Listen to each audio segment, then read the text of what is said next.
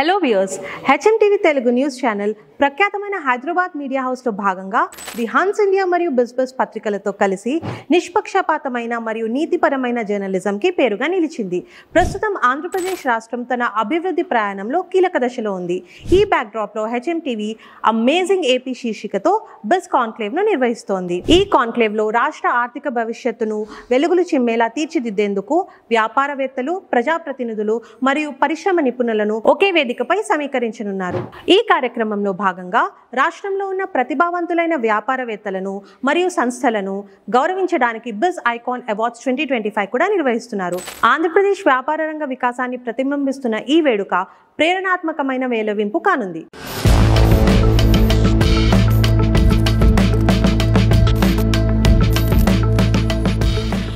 మీ journey ఈవీలోకి ఎలా? మరి fast charging ఎవరికి కావాలి అంటే మనం పీల్చే గాలి కాలుష్యం తగ్గుతుంది.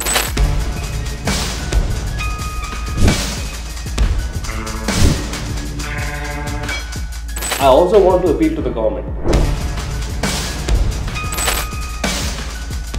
నేను ఒక ఛార్జింగ్ స్టేషన్ పెట్టాలి అంటే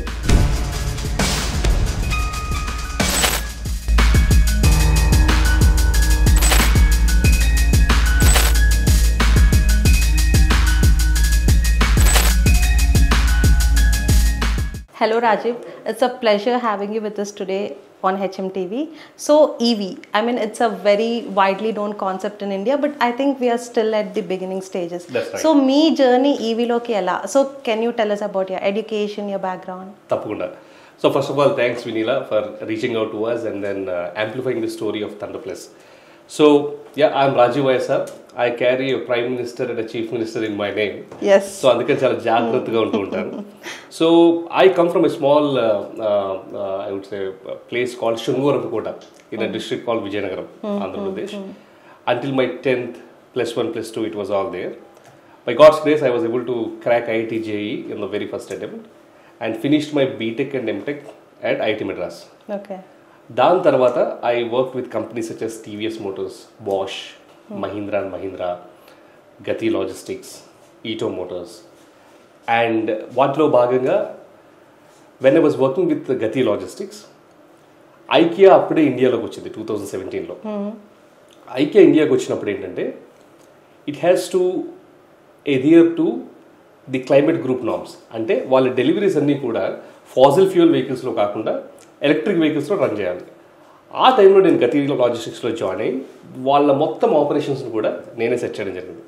ఇంకా అక్కడి నుంచి దానిని Amazon, big basket, Flipkart, Grofers ఇట్లాంటి అన్ని I would say e commerce కంపెనీస్లో కూడా ఎలక్ట్రిక్ వెహికల్స్ డిప్లాయ్ చేసి వాటి ద్వారా డెలివరీస్ చేయడం చేస్తూ ఆ తర్వాత ఈటో మోటార్స్ అనే కంపెనీలో చీఫ్ బిజినెస్ డెవలప్మెంట్ ఆఫీసర్గా, ఆ తర్వాత 1.5-2 years గవర్నమెంట్ ఆఫ్ ఆంధ్రప్రదేశ్లో head investment promotions and EV policy విభాగాధిపతిగా చేస్తూ then I went to US for about an year, finished my MBA at MIT Sloan School of Management. ఆ తర్వాత బయటకు వచ్చినప్పుడు what is the next thing that needs to be solved in the Indian EV ecosystem అన్నప్పుడు వచ్చినటువంటి ఐడియానే thunder plus. మీరు అడిగారు why specifically EV అని. ఒకటేంటంటే 2.5 పార్టికులేట్ మీటర్ మన పొల్యూషన్ మెజర్ చేసేటటువంటి పరిమాణం ఇది. World Health Organization says that the permissible levels are 10 milligrams per cubic meter. కానీ ఢిల్లీలో ఇప్పుడు 170 milligrams per cubic meter, అంటే 17x. చిన్నపిల్లలు ఇప్పుడు పల్మనాలజిస్టులు చెప్తున్న మాట ఏంటంటే చిన్నపిల్లలు వాళ్ళ లంగ్స్ ఆపరేట్ చేయడానికి వెళ్తున్నప్పుడు చైన్ స్మోకర్స్కి ఉండాల్సినటువంటి చిన్న చిన్న ఏమంటారు మచ్చలు, పార్టికల్స్ ఏమవుతున్నాయి అది వాళ్ళ లంగ్స్లో ఉన్నాయి. వాళ్ళు చేసిన తప్పేంటి?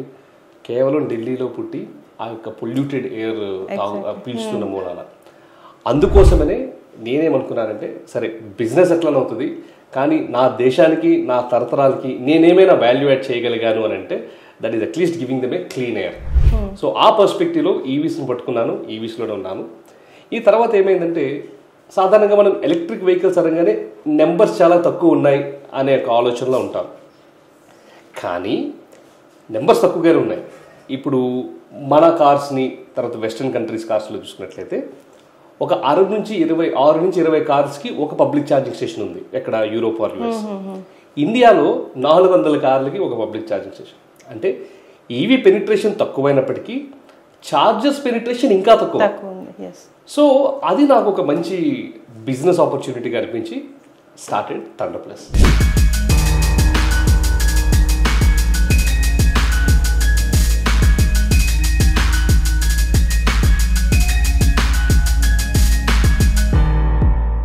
That's a very impressive journey. So like you said, EV almost, I mean, compared to rest of the world, takwa India lo, and you saw chargers as an opportunity. Correct. So within like 1 year, how were you able to turn it so profitable? I mean, because as you said, manaki penetration chala takku undi. But how did you manage to turn it profitable? Because many other startups which were deemed to be profitable at that point failed. So how did you turn this into this empire now? Correct. That's a good question. And I'm sure you followed the news yesterday. All Electric, the most celebrated EV startup, declared 370 crores losses for the last quarter. Right? Enduku ante, yes, EV as an industry is a very, I would say, heavy market and burn industry. మరి ఈ కాంటెక్స్ట్లో 1 yearలో మేము ఏం చేసాము అంటే 1 yearలో from 1 state we expanded to 16 states. ఒక city నుంచి we expanded to 40+ cities. అండ్ ₹1 నుంచి we did 10 crore plus revenue profitable. అది ఎట్లా చేసామంటే very very simple. we started first serving the fleet customers. Fleet అంటే ఏంటంటే అమెజాన్లో డెలివరీస్ చేసేవాళ్ళు ఒక 50 ఎలక్ట్రిక్ వెహికల్స్ని పట్టుకొని నడుపుతూ ఉంటారు. ఓలా ఊబర్లో ఎలక్ట్రిక్ కార్స్ నడిపేవాళ్ళు వాళ్ళకు 100 కార్లు పెట్టుకుని నడుపుతుంటారు. మేము వాళ్ళ దగ్గరికి వెళ్ళి చెప్పేది ఏంటంటే మీకు ఎలక్ట్రిక్ వెహికల్స్ ఉన్నాయి కదా, నేను నీకు మొత్తం ఒక డెడికేటెడ్ పార్కింగ్, అందులో charging with security, technicians, driver rest rooms, washrooms, ఇవన్నీ ఫెసిలిటీస్తో కూడా I will create a park and charge facility. అది ఎక్కడ హబ్స్కి దగ్గర, అమెజాన్ హబ్ అయితే అమెజాన్ హబ్ దగ్గర. అట్లా what I have done is I have started focusing on fleet customers. దీనివల్ల ఏమైందంటే నేను ఎలక్ట్రిక్ వెహికల్ యూసేజ్ చేసే వాళ్ళని వెతుక్కోవాల్సిన అవసరం లేదు. There was no need because fleet already has it.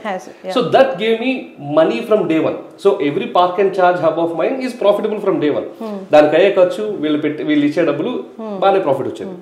తర్వాత ఏం చేశామంటే ఎలానూ పార్క్ అండ్ ఛార్జ్ ఇస్తున్నాం కదా, ఆ ప్రహారీ కూడా బయట, ఆ బౌండరీ వాల్ బయట, why don't I set up public charging stations and open it up to public అని పెట్టేటప్పటికి people started gaining traction. So ఆ రకంగా today from 1 hub we are 200+ hubs across the country, 800+ chargers. On a day we dispense 10 megawatt of energy. Okay, and our total installed capacity is 12 megawatt. So firstly, thank God for this wonderful opportunity. Second, I think the focused approach, ఏదో పెట్టుకుంటూ వెళ్ళిపోవడం కాకుండా ఎక్కడ business ఉందో identify చేసి అక్కడ charging stations పెట్టడం మూలాన ఐ థింక్ వీఆర్ ప్రాఫిటబుల్.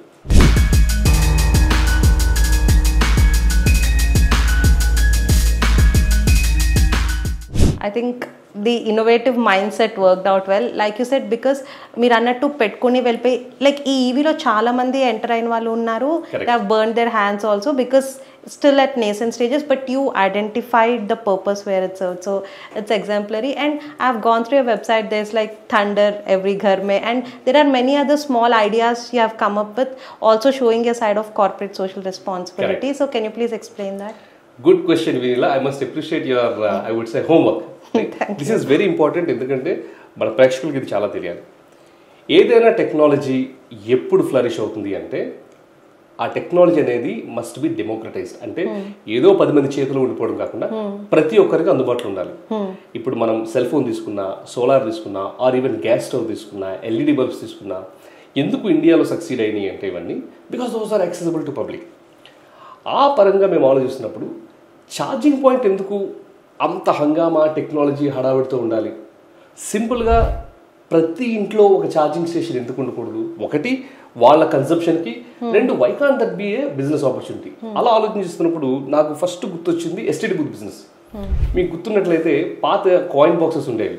అదేంటి, ఒక కిల్లీ షాప్ ఉంటుంది, లేకపోతే హోటల్ షాప్ ఉంటుంది, లేకపోతే మెడికల్ షాప్ ఉంటుంది, బయట కాయిన్ బాక్స్ పెట్టేస్తారు, ఎవ్వరు దానికి కాపలా ఉండరు, ఏం చేయరు, వస్తారు, కాయిన్ వేసుకుంటారు, మాట్లాడుకుంటారు, వెళ్ళిపోతారు.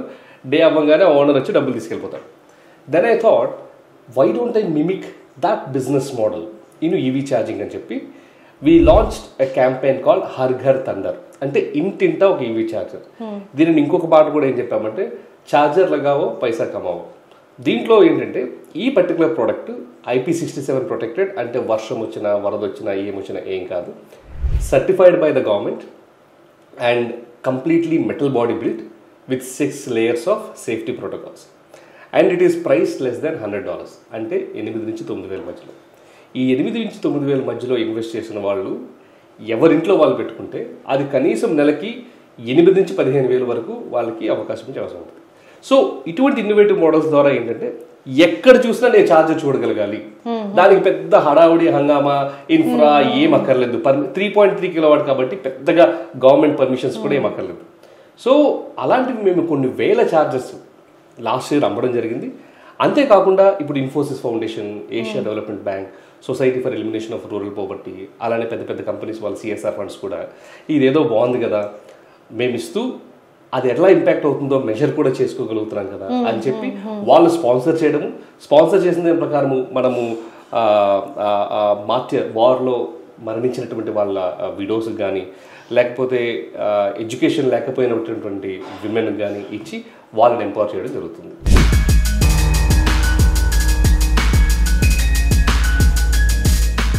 And I should say I'm very tempted to try out this business model. You should definitely. So because like Mirannattu, the mindset of people is like that. I mean EV still people are getting used to in India. Dantlo malli meer cheppinattu the charging point and that angle is something I think it's very అంతా explore చేసిన market కాదు. So when we speak to many people on a regular basis and all that, mostly వచ్చేది ఏంటంటే India compared to, I mean even the statistics show is not that prepared for EV vehicles because like you rightly said infrastructure లేదు and charging is the major thing. And ఇప్పటికీ people ఒక mindset ఉంది, అంటే ఏమైనా shock కొడుతుందా లేకపోతే EV vehicles like they are getting burnt out and all that. So how will you address that stigma that surrounds this?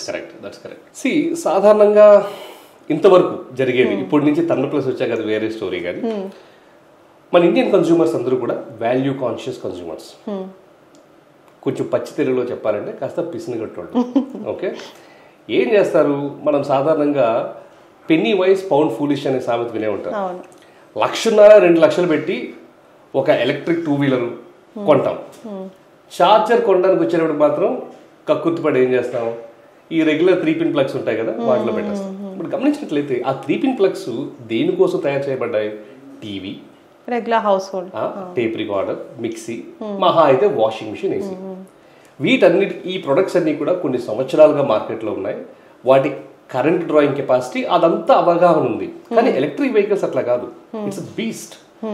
అది ఒక్కసారి current draw చేయడం మొదలుపెట్టింది అంటే ఆ వైరింగ్ ఏదైతే ఉందో మినిమం 9 square millimeter ఉండాలి. కానీ వీటిలో ఉండేది 3 to 4 square millimeter. సో సాధారణంగా ఏమవుద్ది, ఇక్కడ డబ్బులు సేవ్ చేద్దామని చెప్పి వాళ్ళు అక్కడ పెడతారు. ఎప్పుడైతే ఆ వెహికల్ ఎనర్జీ ఎక్కువ లాగుద్దో ఆ ప్లగ్ పాయింట్స్ ఆ టెంపరేచర్స్ని తట్టుకోలేకపోవడం ఏమవుతుంది, మెల్ట్ అవుతాయి. మెల్ట్ అవ్వగానే ఏమవుతాయి, positive negative current short circuit. అక్కడ మొదలైనటువంటి స్పార్క్ ఏమవుతుంది, ఇమ్మీడియట్గా ఆ కాపర్ వైర్ ద్వారా బ్యాటరీ ఒక్కసారి మంట అంటుకుంది అంటే it is very very difficult to contain. ఎందుకు ఇదంతా చెప్తున్నానంటే పెనీ వైస్ పౌండ్ ఫులిష్. దీనికి బదులు ఇప్పుడు అందరూ ఐ వుడ్ సే వాళ్ళకి అవేర్నెస్ వచ్చింది. ఏం చేస్తున్నారంటే చక్కగా ఇప్పుడు థండర్ ప్లస్ ఇదే ఉంది, మీరు 20,000 30,000 పెట్టి కొనుక్కోక్కర్లేదమ్మా, లెస్ దాన్ $100 పెట్టి కొనుక్కోవచ్చు. కొనుక్కొని మళ్ళీ మీ ఇంట్లో పెట్టుకోవద్దు, బయట పెట్టుకోండి. మీ బండి కావాల్సినప్పుడు మీ బండి ఛార్జింగ్ పెట్టుకోండి, లేనప్పుడు దాన్ని వదిలేసండి, వేరే వాళ్ళు వాడుకుంటారు. So now people are so దీని వల్ల ఏమవుతుందంటే అట్లీస్ట్ ఛార్జింగ్ వల్ల వచ్చే యాక్సిడెంట్స్ నిర్మూలన అవుతున్నాయంటే 100% they are prevented. Why? Because it has its own safety protocols.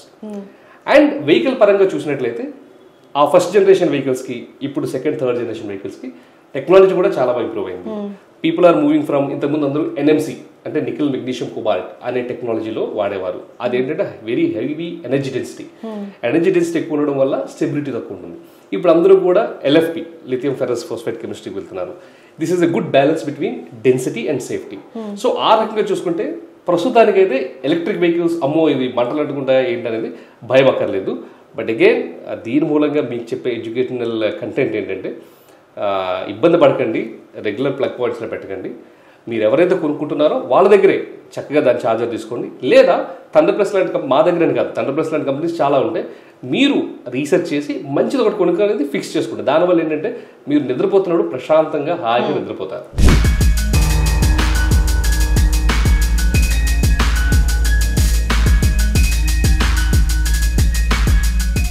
What are the other products that Thunder Plus offers? Great. So you made a great statement in the beginning, Vinila. ఏంటంటే what are those innovative ideas that you brought into context that you made your company profitable, right? See, the whole world is focused on fast charging for four-wheelers. Okay, ఎక్కడ చూసుకున్నా 30 kilowatt DC, 60 kilowatt DC, 120 మేమే 240 kilowatt DC పెట్టాం. Four-wheelers fleet operators కి definitely fast charging కావాలి. Imagine you have a car. Do you come outside and charge on the fast charger? No. మీరేం పెట్టుకుంటారు? Night పడుకునే ముందు ఇంటి దగ్గర ఛార్జింగ్ పెట్టేసుకుంటారు, పొద్దున్న పెట్టుకుంటారు. మరి ఫాస్ట్ ఛార్జింగ్ ఎవరికి కావాలి అని అంటే people who earn money from their vehicles. ఎవరు వీళ్ళు? Amazon last mile delivery, Swiggy last mile delivery, Zepto Zomato last mile delivery, 2-wheelers and 3-wheelers. వీళ్ళకి ఇంతవరకు కూడా ఫాస్ట్ ఛార్జింగ్ అనేది ఎవ్వరూ ఆలోచనే చేయలేదు. సో వీళ్ళ బ్యాటరీస్ ఇంచుమించు 4 kilowatt ఉంటుంది. అంటే ఒక 2-wheeler ఛార్జ్ చేయాలంటే గంట నుంచి గంటన్నర పడుతుంది. 4-wheeler ఛార్జ్ చేయాలంటే ఇంచుమించు 4 నుంచి 6 గంటలు పట్టే సమయం. అప్పుడు మేము ఆలోచించింది ఏంటంటే ఈ డెలివరీ పర్సన్ ఎన్ని డెలివరీస్ ఎక్కువ చేస్తే అంత పేమెంట్ ఆయన కలెక్ట్ చేసుకుంటాడు. So why not develop a fast charging solution for 2-wheelers and 3-wheelers అని we're the first company in the country to develop fast charging solutions for 2-wheelers and 3-wheelers. మళ్ళీ దీనివల్ల ఏమవుతుందంటే ఒక 2-wheeler 10 minutesలో ఛార్జ్ అయిపోద్ది, 3-wheeler 30 minutesలో charge అయిపోద్ది. అంటే delivery చేసే person అలసిపోయి ఒక 10 minutes ఛాయ్ తీసుకునే బ్రేక్లో his vehicle also gets charge. అందుకనే మాకు ప్రైమ్ మినిస్టర్ నరేంద్ర మోదీ గారు అంటే చాలా ఇష్టం. అందుకే మా క్యాంపెయిన్స్ అన్ని హర్ ఘర్ తిరంగా, హర్ ఘర్ థండర్లా. దీన్ని ఏం చేసామంటే ఆయన ఛాయ్ పే చర్చ అంటే మేమన్నాం ఛాయ్ పే ఛార్జ్ అన్నాం. So these are I would say different innovative things. ఇంకోటి కొత్తగా మేము ఏం చేసామంటే సాధారణంగా public charging stations, opportunity charging stations పెట్టేటప్పుడు కంపెనీస్ హెవీ ఇన్వెస్ట్మెంట్ చేయవు. ఒక 60 kilowatt అంటే నెంబర్ ఏంటంటే గంటకి అన్ని నెంబర్ ఆఫ్ యూనిట్స్ ఛార్జర్ ఇస్తుందని వాళ్ళు అంతే పెడతారు. సో ఒకవేళ కారు 60 kilowatt కెపాసిటీ అనుకుంటే అది గంట సేపు ఉండాల్సిందే. మేమేం చేసామంటే ఎందుకు వాళ్ళకి అంతే ఇవ్వాలి, why can't we setup a fast charging station అని సూర్యాపేటలో, హైటెక్ సిటీలో, సికింద్రాబాద్లో, విజయవాడలో, ఇప్పుడు ఏలూరులో, రాజమండ్రి, అన్నవరం, తర్వాత విశాఖపట్నంలో మేము పెట్టేది 240 kilowatt. అంటే ఈ కార్ కనెక్ట్ చేస్తే 20 minutes to 30 minutesలో it will be charge.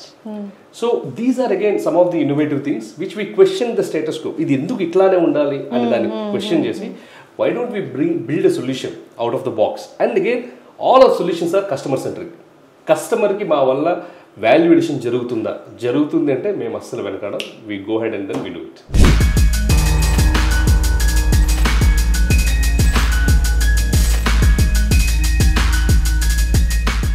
So ఇప్పుడు like if we look at the stats before Thunder Plus entered the market in terms of like this charging stations and all that, and after it entered the market, so how was the response of your clients or customers? See, before Thunder Plus entered into the market, charging business has been a boring business. Okay, పెట్టారా charging station, it is like a real estate or a solar business. పెట్టారా customer వస్తాడు, వచ్చినప్పుడు పెట్టుకున్నప్పుడు డబ్బులు వస్తాయి, అది 7 years 8 years దాని return times వస్తుందని. But we said no. ప్రతి బిజినెస్కి ఐఆర్ఆర్స్ ఆర్ ఆర్ఓఐస్ 24 to 36 monthsలో వచ్చేస్తాయి. అంటే ఏ ఇన్వెస్ట్మెంట్ చేసినా 2 నుంచి 3 సంవత్సరాల్లో ఆ ఇన్వెస్ట్మెంట్ రావాలి, లేకపోతే బిజినెస్ చేసి వేస్ట్. మరి ఛార్జింగ్ బిజినెస్లో ఎందుకు అట్లా రాకూడదు అన్న ఆలోచనతో we launched franchise business models with such kind of a confidence that we said come be a franchise with us and you will recover your money in less than 18 to 24 months, like any other business.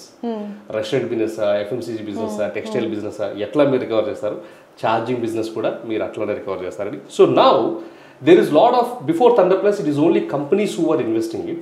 After Thunder Plus it is Aam Aadmi public who is coming forward and taking this revolution forward. For example, ఒక చిన్న real life incident చెప్తా. నేను గతి లాజిస్టిక్స్లో work చేస్తున్నప్పుడు మా legal head ఒక ఆయన ఉన్నారు, and he has a daughter. She finished her MBA. She went to her father and said, నాన్న నాకు జాబ్ చేయాలని లేదు, I want to be an entrepreneur. So he knows that I have been working in the EV industry. ఆయన వచ్చారు, రాజీవ్ ఏదైనా చేయవచ్చా ఏంటంటే, ఇండియాలో ఫస్ట్ ఉమెన్ ఫ్రాంచైజీ ఆమెకే ఇచ్చాం. ఆమె ఫ్రాంచైజీ ఎక్కడ ఉందంటే మెట్టుగూడలో ఉంది. 5 lakhs ఇన్వెస్ట్ చేసింది. ఇప్పుడు ఆమె నెలకి ఎట్లా కాదనుకున్నా 8,000 to 10,000 rupees she's earning without again any monitoring. She will sit at home very relaxed. We take care of complete operations, we take care of complete O&M, we take care of complete demand and business generation. So ఈ రకంగా thunder plus వచ్చాక ఏమైందంటే, number 1 పబ్లిక్లో awareness పెంచాం. 2 ఎవరైనా invest చేయొచ్చు, పాలిభాగస్తులు అవ్వచ్చు, మేము గ్రో అవుతూ మీరు కూడా గ్రో అవ్వచ్చు అనేటువంటి పాయింట్ని సాధారణంగా కంపెనీస్ ఏం చేస్తారంటే, ఒక బిజినెస్ ఐడియా వాళ్ళకి తట్టంగానే ఏం చేస్తారు, బ్యాంక్స్తో మాట్లాడతారు, లోన్స్ అప్లై చేసుకుంటారు, వాళ్ళు మాత్రమే చేసుకుంటారు. But we said no. ఎందుకంటే ఈ ఈవీ ఛార్జింగ్ ఇన్ఫ్రా అనే ప్రాబ్లమ్ సాల్వ్ చేయడానికి థండర్ ప్లస్ ఒకటే చేయలేదు. ప్రతి ఒక్కరూ వస్తేనే చేంజ్ అవుతుంది, ప్రతి ఒక్కరు అట్లా చేస్తేనే ఈవీస్ అడాప్ట్ అవుతాయి, ప్రతి ఒక్కరు అట్లా చేస్తేనే మనం పీల్చే గాలి కాలుష్యం తగ్గుద్ది.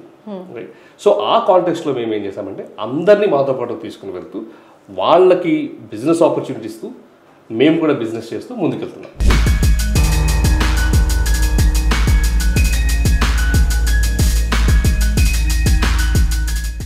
This reminded me of Mahesh Babu in Maharshi because, like you said, otti business cheyadam kaadu. You are thinking in the perspective of Correct. people, so that they also should be, in the path of earning profitability, and at the same time the company should also perform. True. Which is like a very balanced approach, and I must say it's very commendable. So ippudu manam Andhralo chuskunte Rajiv, so how do you think the EV landscape is? See, if at all there is any state that can benefit the max from EV industry ante adi state of Andhra Pradesh. Enduko chepta, as I told you, I worked as head investment promotions for the state of Andhra Pradesh and I drafted their EV policy. ఆంధ్రాకి కొన్ని benefits ఉన్నాయి. The second longest Coast line ఇండియాలో ఎక్కడ ఉందంటే Andhra, 974 kilometers. ఎక్కడి నుంచి, అక్కడ శ్రీకాకుళం నుంచి ఇటు నెల్లూరు వరకు. Second, there are 3 industrial corridors, very very important industrial corridors that cut through the state. ఒకటి హైదరాబాద్ బెంగళూరు, రెండోది బెంగళూరు చెన్నై, మూడోది విశాఖపట్నం చెన్నై ఇంటర్నేషనల్ కారిడార్స్. నాలుగోది ఏంటంటే, Andhra is also a gateway to eastern India. For example, ఇప్పుడు గవర్నమెంట్ ఏం చేస్తుంది, మనము ఈవీ బ్యాటరీస్కి వచ్చేటప్పటికి ఇంకా we're dependent on China and imports from China. China ఏం చేసింది చాలా తెలివిగా, Mexico, Brazil, South American markets అన్నిటిలో కూడా ఆ మైన్స్ ఏదైతే ఉన్నాయో అది కొనేసి పెట్టుకుంది. Only 1 country which did not partner with China is Australia. The beauty with this, ఈ మైన్స్ అన్నీ కూడా వెస్టర్న్ ఆస్ట్రేలియా కోస్ట్ లైన్లో ఉన్నాయి. Now you have Andhra Pradesh as the eastern gateway of India. So now the bilaterals between Western Australia and India are happening such a way that ఈ Western Australia companies వాళ్ళ setup అన్నీ కూడా along the coastal line of Andhra పెడదామన్నది. So దీనివల్ల ఏమవుతుందంటే, ముందు EV battery cost తగ్గుతుంది, local manufacturing of battery packs జరుగుతుంది, దానివల్ల ఈవీ కాస్ట్ తగ్గుతుంది. నెంబర్ 1. రెండోది, నేను చెప్పినట్టుగా 3 ఇండస్ట్రియల్ కారిడార్స్ ఉండేటప్పటికి a lot of movement of fleet both for cargo as well as passengers. So ఆ హైవేస్ గుండా మనం ఛార్జింగ్ స్టేషన్స్, ఎక్కడ పడితే అక్కడ రిక్రియేషన్ సెంటర్స్, ఎక్కడ పడితే అక్కడ మనము రిఫ్రెష్మెంట్ సెంటర్స్, తర్వాత రెస్టారెంట్స్ పెట్టగలిగితే, ఈ లారీలు అవన్నీ కూడా 10 సంవత్సరాలు 20 సంవత్సరాల లారీలు పక్కన నుంచుంటే అది వచ్చే పొగకి అసలు most of the pollution, in fact the statistics say 30% of our pollution is caused by transportation sector.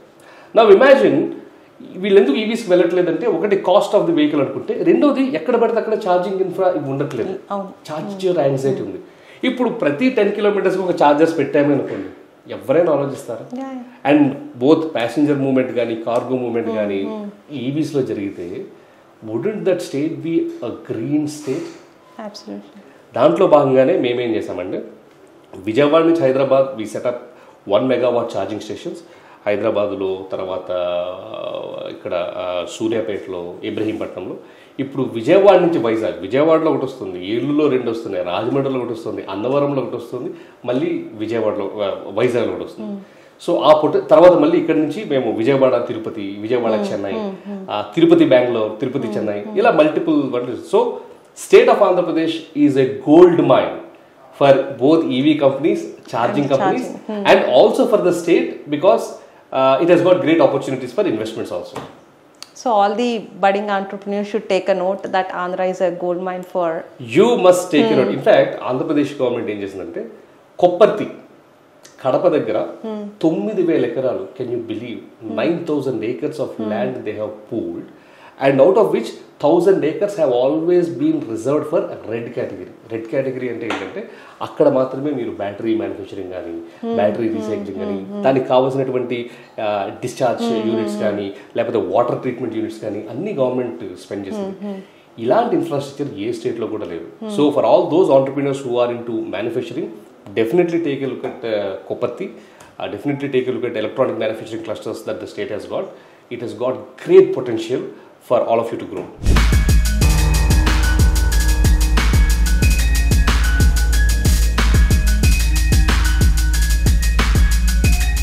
So మన అప్కమింగ్ హెచ్ఎంటీవీ బస్ కాన్క్లేవ్ లో ఈవీ సెగ్మెంట్ కింద, so you're an esteemed panelist. So how do you think this conclave can help excite the EV sector in Andhra? Great. See, first of all, I'm very, very excited about this conclave. Why? Because beautiful decision makers and also very important key policy holders, policy makers, and of course a lot of business and entrepreneurial communities coming together. Kabatti, there is no better place to be more excited than this. Adokataithe rendodi nenem chustunanante, this conclave also gives the needed buzz. For example, while automotive industry is a glamorous industry, but unfortunately EV did not yet gain the glamour. Thanks to Tesla, which was launched yesterday, I hope things will be different. Yes. And even more so for charging industry, it is even more boring industry. So వీటికి కావాల్సింది ఏంటంటే, while policy etc tailwinds exist, more word of mouth కావాలి, evangelization of this particular technology కావాలి, ప్రతి ఒక్కరు కూడా దీంట్లో business భాగస్వాములుగా అవ్వగలరనేది కావాలి. తర్వాత మరి ముఖ్యంగా గవర్నమెంట్ ఇంతవరకు సపోర్ట్ చేస్తున్న ఇంకొన్ని ఐ వుడ్ సే రాయితీలు అనడం కానీ, there are certain other points that they can support. For example, నేను ఒక ఛార్జింగ్ స్టేషన్ పెట్టాలి అంటే 50% కాస్ట్ ఛార్జర్స్ మీద పెడితే ఇంచుమించు 30% కాస్ట్ పవర్ ఇన్ఫ్రా మీద పెట్టాలి, ఇంకో 20% కాస్ట్ సివిల్ ఇన్ఫ్రాస్ట్రక్చర్ మీద పెట్టాలి. ఇప్పుడు 30% కాస్ట్ పవర్ ఇన్ఫ్రా మీద పెడితే when will I make my profitability? So I also want to appeal to the government. For example, government of Telangana is acting in that direction. Andhra Pradesh, Telangana kuda. At least meer upstream connection, if they can take care, it will help us. Ee 30% kuda nenu inkoka charging station meeda pettade avakasham undi.